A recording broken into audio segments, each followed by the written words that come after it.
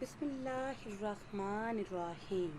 ناظرین و سامعین، ایک نئی ویڈیو کے ساتھ آپ کی خدمت میں حاضر ہیں۔ نبی کریم صلی اللہ علیہ وسلم کا بتایا ہوا بہت ہی خاص اور مجرب عمل آپ کے ساتھ شیئر کروں گی۔ رزق میں وسعت اور برکت کے لیے، کاروباری ترقی کے لیے، گھر میں کاروبار میں برکت کے لیے، قرض سے نجات کے لیے اور ہر بیماری سے شفا کے لیے یہ بہت ہی خاص اور مجرب عمل ہے۔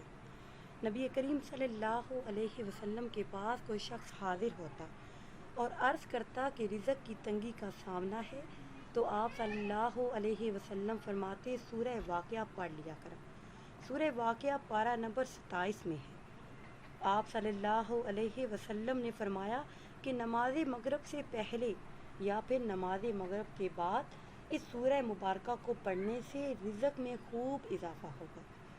اگر آپ چاہتے ہیں کہ رزق میں اضافہ ہو اور ہزاروں حاجتیں پوری ہوں، گھر میں کاروبار میں برکت ہو، تو نماز مغرب سے پہلے یا پھر نماز مغرب کے بعد اس سورہ مبارکہ کو پڑھنے کا معمول بنا لیں۔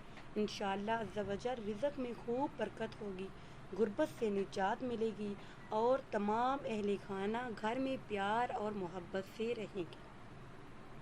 ناظرین و سامعین، اگر ویڈیو آپ کو اچھی لگے تو اسے لائک کریں اور شیئر کریں اور نئی ویڈیو کے لیے ہمارے چینل کو سبسکرائب کریں۔ مجھے دیجیے اجازت۔ اللہ حافظ۔